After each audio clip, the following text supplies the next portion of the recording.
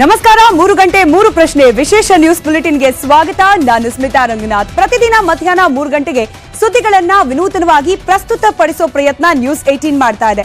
ಬೆಳಗಿನಿಂದ ಸದ್ದು ಮಾಡೋ ಸುದ್ದಿಯನ್ನ 3 ಪ್ರಶ್ನೆಗಳ ಮೂಲಕ ಮತ್ತಷ್ಟು ಆಳವಾಗಿ ವಿವರಿಸೋ ಪ್ರಯತ್ನ ಇದು. ಯಾಕೆ ಪ್ರಶ್ನೆಗಳ ಮೂಲಕ ಅನ್ನೋದಕ್ಕೆ ಕೂಡ ಉತ್ತರ ಇದೆ. ಯಾವುದೇ ಸುದ್ದಿ ಹುಟ್ಟೋದು ಪ್ರಶ್ನೆ ಕೇಳೋದ್ರಿಂದ, ಸುದ್ದಿ ಮಾಡೋದು ಆ ಪ್ರಶ್ನೆಗೆ ಉತ್ತರವನ್ನ ಕಂಡುಕೊಳ್ಳೋದಕ್ಕೆ. ಸದ್ದು ಮಾಡಿದ ಸುದ್ದಿ ಹಿಂದಿನ ಸತ್ಯ ತಿಳಿಯೋಕೆ 3 ಪ್ರಶ್ನೆ.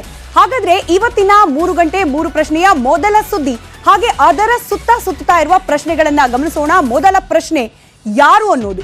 ಸದ್ಯಕ್ಕೆ ಸದ್ದು ಮಾಡ್ತಾ ಇರೋದು ಪ್ರಧಾನಿ ನರೇಂದ್ರ ಮೋದಿ ಅವರು ಕೆಲವೇ ನಿಮಿಷಗಳ ಹಿಂದೆ ನೀಡಿದ ಒಂದು ಹೇಳಿಕೆ. ಹಾಗಾದ್ರೆ ಯಾವ ವಿಚಾರ ಅದು ಸದ್ದು ಮಾಡ್ತಾ ಇರೋದು ಪ್ರಧಾನಿ ನರೇಂದ್ರ ಮೋದಿ ಅವರ ಹೇಳಿಕೆಯ ರೂಪದಲ್ಲಿ ಏನು ಅನ್ನೋ ಎರಡನೇ ಪ್ರಶ್ನೆಗೆ ಉತ್ತರ. ಗ್ಯಾರಂಟಿಗಳಿಗೆ ಪ್ರಧಾನಿ ನರೇಂದ್ರ ಮೋದಿ ತಿರುಗೇಟನ್ನ ನೀಡಿದ್ದಾರೆ. ಅದರ ಜೊತೆಗೆ ಯುಸಿಸಿಗೆ ಒತ್ತನ್ನ ನೀಡಿದ್ದಾರೆ. ಅಂದ್ರೆ ಕಾಂಗ್ರೆಸ್ನ ಗ್ಯಾರಂಟಿ ಯೋಜನೆಗಳು ಇದೀಗ ಕೇವಲ ಕರ್ನಾಟಕಕ್ಕೆ ಮಾತ್ರ ಸೀಮಿತವಾಗಿ ಉಳಿದಿಲ್ಲ. ಬೇರೆ ಬೇರೆ ರಾಜ್ಯಗಳಲ್ಲೂ ಕೂಡ ಕರ್ನಾಟಕ ಕಾಂಗ್ರೆಸ್ನ ಮಾಡೆಲ್ ಅನ್ನ ಉಪಯೋಗಿಸಿಕೊಂಡು ಗ್ಯಾರಂಟಿಗಳನ್ನ ಭರವಸೆ ರೂಪದಲ್ಲಿ ಕೊಟ್ಟು ಚುನಾವಣೆಯನ್ನ ಗೆಲ್ಲುವ ಪ್ರಯತ್ನವನ್ನ ಕಾಂಗ್ರೆಸ್ ಮಾಡ್ತಾ ಇದೆ. ವಿರೋಧ ಪಕ್ಷಗಳು, ಇಂಥ ಕೇವಲ ಕಾಂಗ್ರೆಸ್ ಅಲ್ಲ, ಬೇರೆ ಬೇರೆ ಪಕ್ಷಗಳು ಕೂಡ ಬಿಜೆಪಿ ವಿರುದ್ಧವಾಗಿ ಈ ಗ್ಯಾರಂಟಿ ಅಸ್ತ್ರಗಳನ್ನ ಪ್ರಯೋಗ ಮಾಡ್ತಾ ಇದೆ. ಹೀಗಾಗಿ ಇವತ್ತಿನ ವೇದಿಕೆಯಲ್ಲಿ ಈ ಗ್ಯಾರಂಟಿಗಳ ವಿರುದ್ಧವಾಗಿ ಸಮರ ಸಾರಿದ್ದಾರೆ, ತಿರುಗೇಟನ್ನ ನೀಡುವ ಪ್ರಯತ್ನ ಮಾಡಿದ್ದಾರೆ ಪ್ರಧಾನಿ ನರೇಂದ್ರ ಮೋದಿ. ಗ್ಯಾರಂಟಿಗೇನೋ ತಿರುಗೇಟ್ ನೀಡಿದ್ರು, ಹಾಗಾದ್ರೆ ಒತ್ತು ಕೊಟ್ಟಿದ್ದು ಯಾವುದಕ್ಕೆ ಅಂತ ಬಂದಾಗ ಸಮಾನ ನಾಗರಿಕ ಸಂಹಿತೆ ವಿಚಾರಕ್ಕೆ ಸಂಬಂಧಪಟ್ಟಂತೆ ಒತ್ತನ್ನ ಕೊಟ್ಟಿದ್ದಾರೆ. ಹಾಗಾದ್ರೆ ಎಲ್ಲಾಯ್ತು ಈ ಹೇಳಿಕೆ ಹೊರಬೀಳುವಂತಹ ಪ್ರಸಂಗ? ಅದಕ್ಕೆ ಉತ್ತರ ಬಿಜೆಪಿ ಕಾರ್ಯಕರ್ತರ ಸಭೆಯಲ್ಲಿ ಭೋಪಾಲ್ನಲ್ಲಿ ನಡೆದಂತಹ ಕಾರ್ಯಕ್ರಮ. ಆ ಕಾರ್ಯಕ್ರಮದಲ್ಲಿ ಕಾರ್ಯಕರ್ತರನ್ನ ಉದ್ದೇಶಿಸಿ ಮಾತನಾಡುವ ಸಂದರ್ಭದಲ್ಲಿ ಗ್ಯಾರಂಟಿಗಳ ವಿರುದ್ಧವಾಗಿ ವಾಕ್ಸಮರ ನಡೆಸಿದ್ದಾರೆ ಪ್ರಧಾನಿ ನರೇಂದ್ರ ಮೋದಿ. ಹಾಗಾದ್ರೆ ಈ ಗ್ಯಾರಂಟಿ ವಿಚಾರಕ್ಕೆ ಸಂಬಂಧಪಟ್ಟಂತೆ ಪ್ರಧಾನಿ ನರೇಂದ್ರ ಮೋದಿ ಅವರು ಯಾವ ರೀತಿಯಾಗಿ ತಿರುಗೇಟನ್ನ ನೀಡೋ ಪ್ರಯತ್ನ ಪಟ್ರು ಅದನ್ನು ಕೂಡ ಗಮನಿಸ್ತಾ ಹೋಗೋಣ. ಗ್ಯಾರಂಟಿ ಅನ್ನೋ ಹೊಸ ಶಬ್ದ ಇತ್ತೀಚೆಗೆ ಚಾಲ್ತಿಯಲ್ಲಿದೆ. ಯಾವ ರಾಜ್ಯ ಅಥವಾ ಯಾವುದೇ ಸ್ಥಳೀಯ ಸಂಸ್ಥೆಗಳ ಚುನಾವಣೆ ಬಂದರೂ ಕೂಡ ಈ ಗ್ಯಾರಂಟಿ ಅನ್ನೋ ಕಾರ್ಡ್ ಅನ್ನ ಇಟ್ಕೊಂಡು ವಿರೋಧ ಪಕ್ಷಗಳು ತಮ್ಮನ್ನ ತಾವು ಮಾರ್ಕೆಟ್ ಮಾಡ್ಕೊಳ್ಳಿಕ್ಕೆ ಮುಂದಾಗ್ತಿದ್ದಾರೆ. ಹೀಗಾಗಿ ಈ ಶಬ್ದ ಪದೇ ಪದೇ ಬಳಕೆ ಆಗ್ತಾ ಇದೆ. ಅದರಲ್ಲೂ ವಿರೋಧ ಪಕ್ಷಗಳಿಂದ ಭ್ರಷ್ಟಾಚಾರದ ಗ್ಯಾರಂಟಿಯನ್ನ ಕೊಡ್ಲಾಗ್ತಿದೆಯೇ ಹೊರತು ಜನರಿಗೆ ಬೇಕಾದ ಅಥವಾ ಜನರ ಸಮಸ್ಯೆಗೆ ಪರಿಹಾರ ಆಗಬಲ್ಲಂತಹ ಗ್ಯಾರಂಟಿಗಳ ಅಲ್ಲ ಇದು ಅನ್ನೋದು ಪ್ರಧಾನಿ ನರೇಂದ್ರ ಮೋದಿ ಅವರ ಮಾತಿನ ಅರ್ಥ ಆಗಿತ್ತು. ವಿರೋಧ ಪಕ್ಷಗಳಿಂದ ಹಗರಣಗಳ ಗ್ಯಾರಂಟಿಯನ್ನ ನೀಡಲಾಗ್ತಾ ಇದೆ. ಒಂದ್ ಕಡೆ ಭ್ರಷ್ಟಾಚಾರ, ಮತ್ತೊಂದು ಕಡೆಯಲ್ಲಿ ಹಗರಣ. ಈ ಗ್ಯಾರಂಟಿಗಳು ಮಾತ್ರ ವಿರೋಧ ಪಕ್ಷದಿಂದ ನಾವು ನಿರೀಕ್ಷಿಸಬಹುದೇ ಹೊರತು ಬೇರೆ ಏನೂ ಅಲ್ಲ ಅನ್ನೋದು ಪ್ರಧಾನಿ ನರೇಂದ್ರ ಮೋದಿ ಅವರ ಮಾತಾಗಿತ್ತು. ಆದ್ರೆ ನಮ್ಮದು ಅಂದ್ರೆ ಬಿಜೆಪಿ ಪಕ್ಷದ್ದು ಹಾಗೆ ನರೇಂದ್ರ ಮೋದಿಯದ್ದು ಹಗರಣಗಳ ತನಿಖೆಯನ್ನ ನಡೆಸುವ ಗ್ಯಾರಂಟಿ. ವಿರೋಧ ಪಕ್ಷಗಳು ಬೇರೆ ಯಾವುದೇ ಹೆಸರಲ್ಲಿ ಗ್ಯಾರಂಟಿಯನ್ನ ಸೇಲ್ ಮಾಡ್ಲಿಕ್ಕೆ ಮುಂದಾದ್ರೂ ಕೂಡ ನಾವು ಭ್ರಷ್ಟಾಚಾರ ಹಾಗೆ ಹಗರಣಗಳನ್ನ ಕೂಲಂಕುಷವಾಗಿ ತನಿಖೆಯನ್ನ ನಡೆಸಿ ತಪ್ಪಿತಸ್ಥರಿಗೆ ಶಿಕ್ಷೆಯನ್ನ ಕೊಡಿಸುವ ಹಂತಕ್ಕೆ ತೆಗೆದುಕೊಂಡು ಹೋಗುವ ತನಿಖೆಯ ಗ್ಯಾರಂಟಿಯನ್ನ ಕೊಡ್ತೀವಿ ಅನ್ನೋ ಮಾತುಗಳನ್ನಾಡಿದ್ದಾರೆ ಪ್ರಧಾನಿ ನರೇಂದ್ರ ಮೋದಿ. ಪ್ರತಿಯೊಬ್ಬ ಕಳ್ಳ ಲೂಟಿಕೋರರ ವಿರುದ್ಧ ತನಿಖೆಯ ಗ್ಯಾರಂಟಿ ಮೋದಿ ಸರ್ಕಾರದ್ದು ಅಂತ ಹೇಳಿ ಪ್ರಸ್ತಾಪ ಮಾಡಿದ್ದಾರೆ. ಆ ಮೂಲಕ ಬಿಜೆಪಿ ಕಾರ್ಯಕರ್ತರಲ್ಲಿ ಒಂದು ಹಂತದಲ್ಲಿ, ಕರ್ನಾಟಕದಲ್ಲಂತೂ ಅದು ಬಹಿರಂಗವಾಗಿ ಕಾಣೋಕ್ ಸಿಗ್ತಾ ಇದೆ, ಈ ಗ್ಯಾರಂಟಿ ಅನ್ನೋ ಗುಮ್ಮ ಯಾವ ರೀತಿಯಾಗಿ ಸೋಲಿಗೆ ಕಾರಣವಾಯಿತು ಅಂತ ಹೇಳಿ. ಈ ರೀತಿ ಸೋಲಿನಿಂದ ಹತಾಶರಾಗಿದ್ದ, ಒಂದ್ ರೀತಿಯಲ್ಲಿ ಧೈರ್ಯ ಕಳೆದುಕೊಂಡಿದ್ದ ಬಿಜೆಪಿ ಕಾರ್ಯಕರ್ತರಿಗೆ ಹುರಿದುಂಬಿಸುವಂತಹ ಪ್ರಯತ್ನವನ್ನ ಪ್ರಧಾನಿ ನರೇಂದ್ರ ಮೋದಿ ತಮ್ಮ ಭಾಷಣದ ಮೂಲಕ ಮಾಡಿದ್ದಾರೆ. ಇದು ಗ್ಯಾರಂಟಿಗಳ ವಿರುದ್ಧವಾಗಿ ಪ್ರಧಾನಿಗಳ ಮಾತಾದ್ರೆ ಹಾಗಾದ್ರೆ ಯಾವ ವಿಚಾರಕ್ಕೆ ಸಂಬಂಧಪಟ್ಟಂತೆ ಹೆಚ್ಚಿನ ಒಲವನ್ನ ಆಸಕ್ತಿಯನ್ನ ತೋರಿಸಿದ್ರು ಪ್ರಧಾನಿ ನರೇಂದ್ರ ಮೋದಿ ಅಂದ್ರೆ ಯುಸಿಸಿ. ನಾನಾಗ್ಲೇ ಹೇಳ್ತಾ ಇದ್ದ ಹಾಗೆ ಏಕರೂಪ ನಾಗರಿಕ ಸಂಹಿತೆ ವಿಚಾರಕ್ಕೆ ಸಂಬಂಧಪಟ್ಟಂತೆ ಇದು ನಮ್ಮ ಸರ್ಕಾರದ ನಿಲುವು ನಿರ್ಧಾರ ಅನ್ನೋದನ್ನ ಮತ್ತೊಮ್ಮೆ ಪುನರುಚ್ಚರಿಸಿದ್ದಾರೆ. ಟ್ರಿಪಲ್ ತಲಾಕ್, ತ್ರಿವಳಿ ತಲಾಕ್ ಅನ್ನೋ ವಿಚಾರಗಳನ್ನ ಮುಂದಿಟ್ಕೊಂಡು ಇಲ್ಲಿ ಬಿಜೆಪಿ ವಿರುದ್ಧವಾಗಿ ಮುಸ್ಲಿಂ ವಿರೋಧಿ ಅನ್ನೋ ಪಟ್ಟವನ್ನ ಕಟ್ಟೋ ಪ್ರಯತ್ನವನ್ನ ಮಾಡಲಾಗ್ತಾ ಇದೆ. ಆದ್ರೆ ಈ ಟ್ರಿಪಲ್ ತಲಾಕ್ ಅನ್ನೋ ಪದ್ಧತಿಯನ್ನ ಮುಸ್ಲಿಂ ರಾಷ್ಟ್ರಗಳೇ ಪಾಲನೆ ಮಾಡ್ತಾ ಇಲ್ಲ. ನಮ್ಮಲ್ಲಿ ಯಾಕೆ ಅದಕ್ಕೆ ತೆಗೆದುಹಾಕೋ ಪ್ರಯತ್ನಕ್ಕೆ ವಿರೋಧವನ್ನ ವ್ಯಕ್ತಪಡಿಸುತ್ತಿದ್ದಾರೆ ಅನ್ನೋ ನೇರ ಪ್ರಶ್ನೆಯನ್ನ ಮತ್ತೊಮ್ಮೆ ಕೇಳಿದ್ದಾರೆ ಪ್ರಧಾನಿ ನರೇಂದ್ರ ಮೋದಿ. ಮುಸಲ್ಮಾನರನ್ನ ಬಳಸಿಕೊಂಡು ಅವರನ್ನ ಬರ್ಬಾದ್ ಮಾಡ್ತಾ ಇದೆ ವಿರೋಧ ಪಕ್ಷಗಳು. ಮುಸಲ್ಮಾನರ ಅಪೀಸ್ಮೆಂಟ್ ಅನ್ನೋ ಲೆಕ್ಕಾಚಾರದಲ್ಲಿ ನಾವು ಮಾತ್ರ ಮುಸಲ್ಮಾನರ ಪರವಾಗಿದ್ದೀವಿ, ಅಲ್ಪಸಂಖ್ಯಾತರ ಪರವಾಗಿದ್ದೀವಿ ಅಂತ ಹೇಳ್ತಲೇ ಅವರನ್ನ ಬರ್ಬಾದ್ ಮಾಡ್ತಾ ಇವೆ ಕೆಲ ಪಕ್ಷಗಳು ಅಂತ ಹೇಳಿ ಆರೋಪ ಮಾಡಿದ್ದಾರೆ. ಈ ಏಕರೂಪ ನಾಗರಿಕ ಸಂಹಿತೆಯಿಂದ ಮುಸಲ್ಮಾನರಿಗಾಗ್ಲಿ ಅಲ್ಪಸಂಖ್ಯಾತರಿಗಾಗ್ಲಿ ಯಾವುದೇ ರೀತಿಯ ತೊಂದರೆ ತಾಪತ್ರಯಗಳಿರೋದಿಲ್ಲ. ಇದಕ್ಕೆ ಸಾಕ್ಷಿ ಖುದ್ದು ಸುಪ್ರೀಂ ಕೋರ್ಟೇ ನೀಡಿರುವ ಒತ್ತು ಒಲವು. ಸುಪ್ರೀಂ ಕೋರ್ಟೇ ತಿಳಿಸಿದೆ ನಮ್ಮ ದೇಶಕ್ಕೆ ಏಕರೂಪ ನಾಗರಿಕ ಸಂಹಿತೆಯ ಅವಶ್ಯಕತೆ ಇದೆ ಅನ್ನೋ ಅರ್ಥದ ಮಾತುಗಳನ್ನ. ಹೀಗಾಗಿ ಸುಪ್ರೀಂ ಕೋರ್ಟೇ ಹೇಳಿದೆ ಅಂತಂದ್ಮೇಲೆ ವಿರೋಧ ಪಕ್ಷಗಳು ವಿರೋಧ ಮಾಡ್ತಿರೋದ್ರಲ್ಲಿ ಅರ್ಥ ಇದೆಯಾ ಅನ್ನೋ ಪ್ರಶ್ನೆಯನ್ನ ಕೇಳಿದ್ದಾರೆ ಪ್ರಧಾನಿ ನರೇಂದ್ರ ಮೋದಿ. ಮುಸಲ್ಮಾನರ ಹಿತೈಷಿಗಳಾಗ್ತಾ ಇದ್ದಿದ್ರೆ ಅವರ ಸ್ಥಿತಿ ಹೀಗಿರ್ತಿರ್ಲಿಲ್ಲ.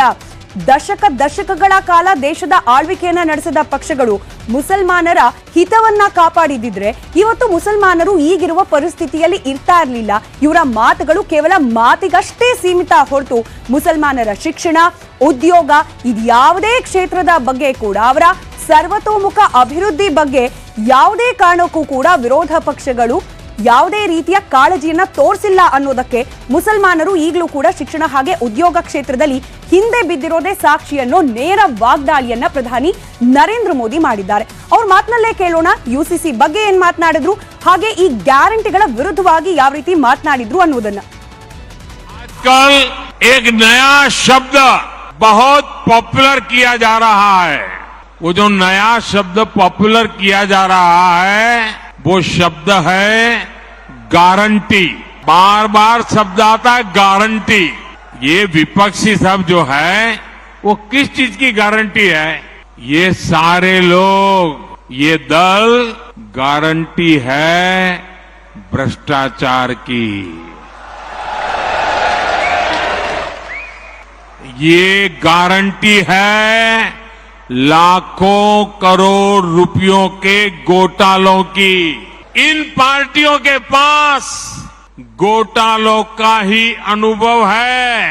इसलिए अगर कोई गारंटी है इनकी तो एक ही गारंटी है और वो गारंटी है घोटालों की गारंटी.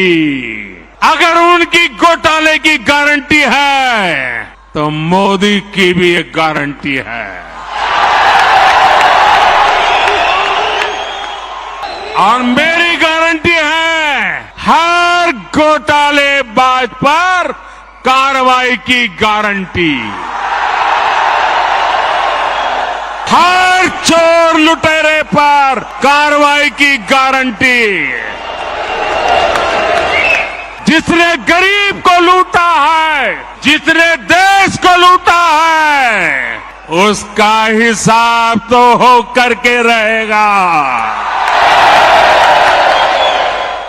मुझे लगता है कि जो भी 3 तलाक के पक्ष में बातें करते हैं ये वोट बैंक भूखे लोग मुस्लिम बेटियों के साथ बहुत बड़ा अन्याय कर रहे हैं.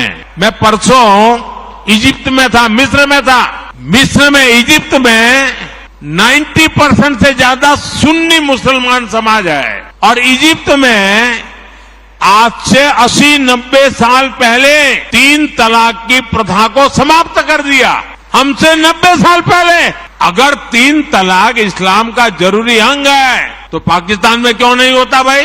तो इंडोनेशिया में क्यों नहीं होता? तो कतर, जॉर्डन, सीरिया, बांग्लादेश, ये तो सारे मुस्लिम बस्ती वाले देश हैं. वहां पर उनको बंद क्यों कर दिया? कि यूनिफॉर्म सिविल कोड के नाम पर ऐसे लोगों को भड़काने का काम हो रहा है. आप मुझे बताइए, एक घर में परिवार के एक सदस्य के लिए एक कानून हो, परिवार के दूसरे सदस्य के लिए दूसरा कानून हो, तो क्या वो घर चल पाएगा क्या? फिर ऐसी दोहरी व्यवस्था से देश कैसे चल पाएगा? हमें याद रखना है कि भारत के संविधान में भी नागरिकों के समान अधिकार की बात कही गई है. ये लोग हम पर आरोप लगाते हैं और सुप्रीम कोर्ट ने बार बार कहा है. सुप्रीम कोर्ट ಈ ಬಗ್ಗೆ ಮತ್ತಷ್ಟು ಡೀಟೇಲ್ಸ್ ನೊಂದಿಗೆ ಲೈವ್ ಕನೆಕ್ಟೆಡ್ ಇದ್ದಾರೆ ನ್ಯೂಸ್ ಡೆಸ್ಕ್ ನಿಂದ ನಮ್ಮ ಡೆಪ್ಯೂಟಿ ನ್ಯೂಸ್ ಎಡಿಟರ್ ರಾಘವೇಂದ್ರ ಗುಡಿ. ಮೋದಿ ಅವರ ಬಾಯಿಂದ ಯಾವುದೇ ವ್ಯಕ್ತಿ ಅಥವಾ ಯಾವುದೇ ಪ್ರಸಂಗದ ಪ್ರಸ್ತಾಪ ಆದ್ರೂ ಕೂಡ ಅದಕ್ಕೆ ಹೈಪ್ ಸಿಕ್ಬಿಡುತ್ತೆ ಅನ್ನೋ ವಿಚಾರಕ್ಕೆ ಸಂಬಂಧಪಟ್ಟಂತೆ ಅಳೆದು ತೂಗಿ ಮಾತನಾಡೋದನ್ನ ಮೋದಿ ಅವರು ನಾವು ಗಮನಿಸಿದ್ವಿ. ಇವತ್ತು ಗ್ಯಾರಂಟಿ ಬಗ್ಗೆ ಇಷ್ಟುದ್ದದ ಭಾಷಣ ಮಾಡಿದ್ದಾರೆ ಅಂತಂದ್ರೆ ಬಿಜೆಪಿ ಈ ಗ್ಯಾರಂಟಿಗಳನ್ನ ಅಷ್ಟೇ ಸೀರಿಯಸ್ ಆಗಿ ಪರಿಗಣಿಸಿದೆ ಅಂತ ನಾವು ಕನ್ಸಿಡರ್ ಮಾಡಬಹುದಾ? ಮಾತಿನ ಮಧ್ಯೆ ತಿರುಗೇಟನ್ನ ಕೊಟ್ಟರು ಕೂಡ ಪ್ರಧಾನಿ.